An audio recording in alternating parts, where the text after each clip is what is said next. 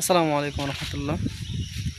এখন তো জিল হজ মাস চলতেছে, আর আগামী আজকে শুক্রবার, আগামী বৃহস্পতিবার ইনশাআল্লাহ তাআলা আমাদের মুসলমানদের আরও একটি অনুষ্ঠান কিংবা উদযাপন ঈদুল আজহা আসতেছে ইনশাআল্লাহ তাআলা।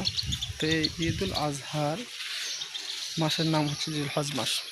আর এই জিল হজ মাসের কিছু গুরুত্বপূর্ণ আমল আছে, যে আমলগুলার দ্বারা আমাদের মানব জীবনে কিংবা উম্মতি মুহাম্মাদের অনেক ফায়দা হবে। সেই অনেকগুলো আমল আছে, বিশেষ করে দোয়া কবুলের মাস। এই 10 দিন দোয়া কবুলের দিন। এবং শেষে যে একটা আমলের কথা বলবো, সেই আমলটি আরও গুরুত্বপূর্ণ, এবং শেষের আমলটার কথা শুনলে আপনারা একদম অবাক হয়ে যাবেন যে আল্লাহ পাক রব্বুল আলামিন এই শেষের আমলটার ব্যাপারে এত ফজিলত দিবেন।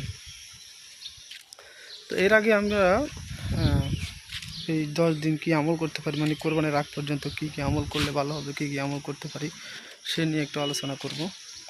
এক নম্বরে আমরা বেশি বেশি করে দোয়া করব। এই দিনগুলো যে আসছে 9 দিন আছে, আর এই দিনগুলো দোয়া কবুলের সময়। তো আমরা দোয়া করার চেষ্টা করবো ইনশাআল্লাহ, এবং বেশি বেশি দান সদকা করব। এবং সে সাথে সুবহানাল্লাহ, আলহামদুলিল্লাহ, আল্লাহু আকবার, লা ইলাহা ইল্লাল্লাহ, এই জিকিরগুলো বেশি বেশি করার চেষ্টা করবো ইনশাআল্লাহ তাআলা।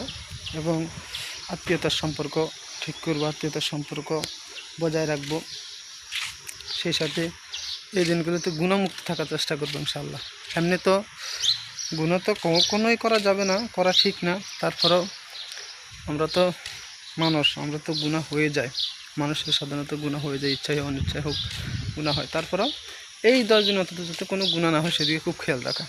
এবং আমাদের মুরব্বীরা বলেন যে আমরা ভালো কাজ করতে পারি না, ন্যাক কাজ করতে পারি না, ঠিক আছে, কিন্তু আমাদের দ্বারা যাতে কোনো অন্যায় অপরাধ কিংবা গুনাহের কাজ না হয়।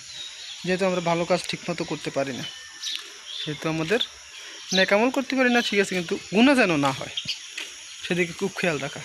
তারপরে যেটা বলবো সেটা হলো বেশি বেশি কোরআন তেলাওয়াত করা এই দিনগুলোতে, এবং বেশি বেশি নফল নামাজ পড়া। সেই সাথে 5 ওয়াক্ত নামাজ তো অবশ্যই পড়তে হবে, বাকি গুরুত্বের সহিত, খুশুখুজুর সহিত, জামাতের সহিত 5 ওয়াক্ত নামাজ আদায় করা, সেদিকে খুব খেয়াল রাখা। এবং শেষে যে আমলটার কথা বলছিলাম সেটা হলো 9 জিল হজ অর্থাৎ ইয়াউমুল আরাফার দিন যদি কেউ একটি রোজা রাখে, তাহলে তার সামনের এক বছরের গুনাহ মাফ, এবং পিছনের 1 বছরের গুনাহ আল্লাহ পাক রব্বুল আলামিন ক্ষমা করে দেবেন। সুবহানাল্লাহ। ভিডিওটি ভালো লাগলে লাইক কমেন্ট শেয়ার করবেন। আসসালামু